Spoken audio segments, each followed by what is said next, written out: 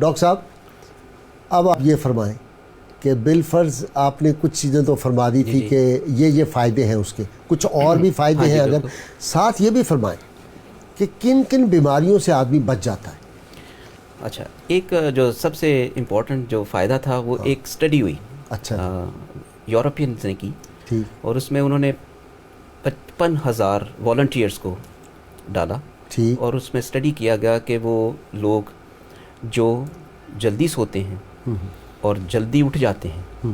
ان کی جو عمر ہے وہ بڑھ جاتی ہے، یعنی اس میں جو بڑھاپا ہے وہ دیر سے آتا ہے۔ یہ ایک ریٹروسپیکٹیو اسٹڈی تھی جو انہوں نے کی۔ تو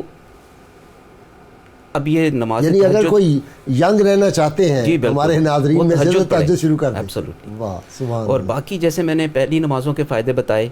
اسی طرح تہجد کی نماز کے یہ فائدے ہیں کہ جب آپ اس سے پریونشن ہم کیا کر سکتے ہیں کہ جب آپ صبح اٹھتے ہیں تو بلڈ پریشر آپ کا کافی لو ہوتا ہے۔ ٹھیک، آپ یقین کریں کہ جب انسان خواب غفلت کے مزے لے رہا ہوتا ہے تو اس وقت بلڈ پریشر 90/60 ہوتا ہے، یعنی اتنا ڈراپ کر جاتا ہے، بیکاز اس وقت ہمیں ہائی بلڈ پریشر کی ضرورت نہیں ہوتی، ہر اس جو ہے انسان کا وہ ریسٹ کر رہا ہوتا ہے۔ اچھا، لیکن جب ہم صبح اٹھتے ہیں،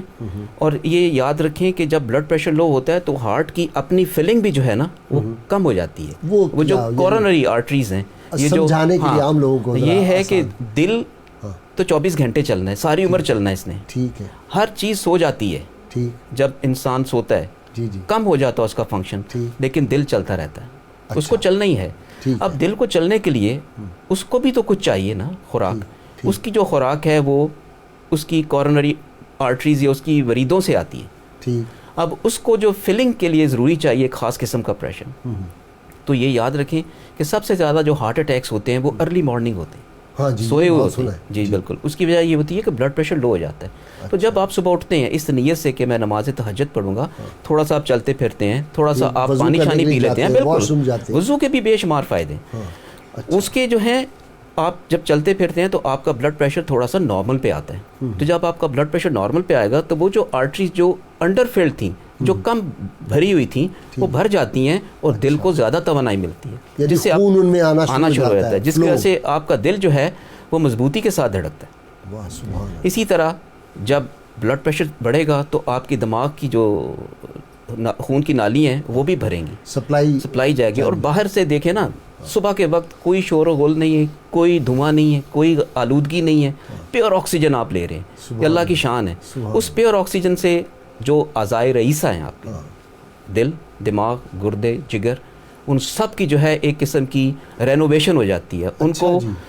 بیسٹ کوالٹی پیٹرول مل جاتا ہے، جس کی وجہ سے ان کی ناکنگ ختم ہو جاتی ہے۔ جیسے آپ نے دیکھا انجن میں غلط قسم کا پیٹرول ڈلوائیں وہ ناک کرتا ہے، گاڑی رک جاتی ہے، تو یہ گاڑی کو نہ روکنے کا ایک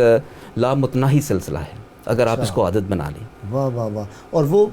اگر وہ نہیں اٹھتا تو یہ بیماریاں پھر اس کو، پھر ہارٹ اٹیکس ہوں گے، پھر فالج ہوئیں گے، پھر جو ہے وہ دوسری چیزیں جو ہیں انسانی جسم کی تھکاوٹ ہوئے گی، بندہ چڑچڑا ہو جائے گا، جس کی وجہ سے پھر وہ روزمرہ کی زندگی جو اس نے اگلے دن گزارنی ہے ڈے لائٹ میں وہ بڑی متاثر ہوگی، پھر اس کے آپ آفٹر ایفیکٹس دیکھیں تو پھر وہ متاثر ہوں گے، تو ایک چین چل جاتا ہے۔ اس چین کو بریک کرنے کے لیے میں سمجھتا ہوں کہ نماز تہجد اگر اس پہ پابندی کی جائے تو وہ آئیڈیل ہے۔